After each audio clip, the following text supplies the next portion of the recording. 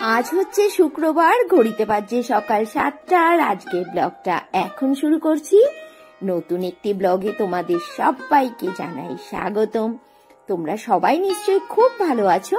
এখন কিন্তু ভালো থাকারই কথা, কেননা এখন কিন্তু বৃষ্টি রানীর আগমন হয়েছে। যে গরমে আমরা কষ্ট পাচ্ছিলাম, এখন কিন্তু তার থেকে সাময়িক হলেও স্বস্তি পেয়েছি। আজকে ভিডিওটি এখন শুরু করলাম। ভিডিওটি কেমন লেগেছে সেটি অবশ্যই কমেন্টস করে বলো।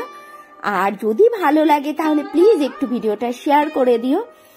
আর আমার Instagram ID Pinki Saha 703, please আমাকে ইনস্টাতে একটু ফলো করে নিও। অ্যাবাউট আর ডেসক্রিপশনে আমার ইনস্টা লিংক পেয়ে যাবে। একদম সকাল সকালই লেগে পড়েছি কোমর বেঁধে আমার গৃহকর্মে। তোমাদের দাদা ভাই চলে গেছে অফিসে। জানো তো, রোজই ভাবি একটু বেলা অব্দি ঘুমাবো, কিন্তু এমন অভ্যাস হয়ে গেছে না, সেই 5:30 পৌনে 6টা বাজলেই ঘড়ি জানান দিক চাই না দিক, আমার চোখ জানান দিয়ে দেয়, ঠিক ঘুম থেকে উঠে পড়ি। আর কি করা যাবে, যা ভালোই অভ্যাস। ভোরবেলা ঘুম থেকে উঠলে কিন্তু সারাটা দিন কাজের অনেক গোছ পাওয়া যায়।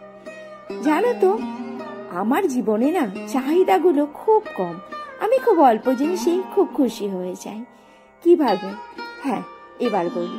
এই যে যখনই কেউ আমার সাথে দেখা হয় রাস্তায়, বা আমার কোনো বন্ধু বান্ধব, বা হয়তো অনেক দিন পরে কারোর সাথে দেখা হয়েছে, আর তার কাছ থেকে আমি যখন শুনি, সে যখন আমাকে বলে না যে তোমার ভিডিও না আমি রোজ দেখি, তোমার ভিডিওগুলো না আমার খুব ভালো লাগে, বা তারা আমাকে আরো অনেক অ্যাডভাইস দেয়, আর যখন বলে যে হ্যাঁ রে তুই এত কিছু রান্না করিস, কখনো তো বাড়িতে ডেকে খাওয়াতেও পারিস, বা তোর রান্নাগুলো খুব সুন্দর হয়, আমার এইটুকু জিনিসে আমি খুব খুশি যে আমি তো একজনা খুবই ছোট্ট মাপের ক্রিয়েটার। হ্যাঁ, আমি তো ছোটই ক্রিয়েটার, তাই না? তাতেই আমি যেইটুকু পেয়েছি আমি এইটুকুতেই খুশি। জানি না জীবনে কখনো বড় ক্রিয়েটার হতে পারবো কিনা, কিন্তু এইটুকু হতে পেরেছি, আর এই যে তোমাদের ভালোবাসাটুকু পাচ্ছি, এটুকুই আমার যথেষ্ট। তোমরা সব সময় আমার পাশে এইভাবেই থেকো। আর আমি যদি কখনো কোনো ভুল ত্রুটি করে থাকি, অবশ্যই তোমরা কিন্তু আমার ভুল ত্রুটিটা ধরিয়ে দিও। আমি কিন্তু সংশোধন করার চেষ্টা করব। নিচের ঘরের বেডশিট, পিলো কভার সবকিছু দিলাম চেঞ্জ করে। সপ্তাহে একবার করে চেঞ্জ না করলে না এগুলো একদম ভালো লাগে না। ওগুলোকে আগেই দিয়ে এসেছিলাম মেশিনে লাগিয়ে, তারপরে ঘরের কাজ করছিলাম। কাঁচা হয়ে গেছিল, চটজলদি এগুলো দিই নেড়ে। এই দেখো কত বড় একটা কাঁঠাল নিয়ে বসেছি। এই কাঁঠালটা আমার দিদির বাড়ি থেকে দিয়েছে। আমার জ্যাঠা তো দিদির বাড়িতে কাঁঠাল দেখেছিলাম, মনে আছে? জামাইবাবু এসে কাঁঠালটা দিয়ে গেছিল, কাঁঠালটা পেকে গেছে। আজকে এই কাঁঠালটা খাবো আর খেয়ে তোমাদেরকে বলবো কেমন। খাবে তোমরা? মাসিকে দিয়ে কাঁঠাল ভাঙিয়েছি। যত ঝোঁকমারির কাজগুলো না আমি মাসিকে দিয়েই করাই, কাঁঠাল ভাঙানো, শাক কাটা, এই সবগুলো। আর মাসি কাঁঠাল ভেঙে দিয়ে গেছে। আর এইদিকে দেখো তোমাদের দুষ্ট প্রতিষ্ঠা কি করছে। স্কুলে যাবে, রেডি হয়ে গেছে, চামচ দিয়ে ও পাঁপড় ভাজা খাচ্ছে। আর ওকে স্কুলেও পাঠিয়ে দিয়েছি, বসিয়ে দিয়েছি রান্না। আজ একদমই বেশি কিছু করব না।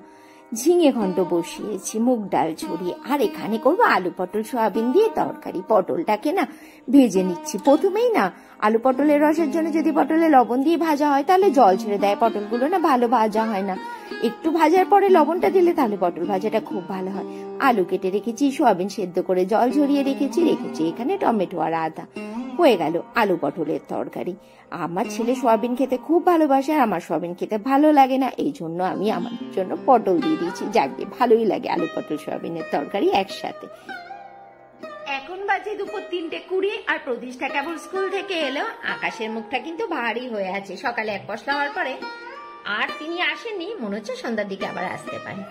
এখন করবো লাঞ্চ, আর দেখে নাও আজকে লাঞ্চে কি রয়েছে। ভাত, ঝিঙে ঘন্ট মুগ ডাল দিয়ে, আর রয়েছে সয়াবিন আলু পটলের ডালনা। ব্যাস, আজকে মাত্র 2টো আইটেম। লাঞ্চ করে উঠে কি খাই মনটা যেন ইচ্ছে হচ্ছিল। ফ্রিজে আইসক্রিম পড়েছিল, নিয়ে নিলাম বাটিতে আমি আর প্রতিষ্ঠা আইসক্রিম খাওয়ার জন্য। রাত্রিবেলাতে আবার ফেরত চলে এলাম। রাতের জন্য লুচি হবে, তার জন্য মেখে নিচ্ছি ময়দা।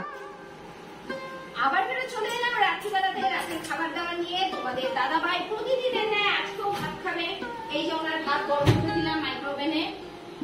আলু সেদ্ধটা রয়েছে, খাবে কিনা জানি না। আর আমি আমার ছেলে মেয়ে খাবো লুচি, আলু পটল সয়াবিনের তরকারি রয়েছে, কালকে একটু পায়েস। আজকে আমি একদমই বেশি আম কাটিনি, 2টো করে আম কাটি ঠেলাঠেলি বাদে। তুই খা মাঝে একটা আমি কেটেছি।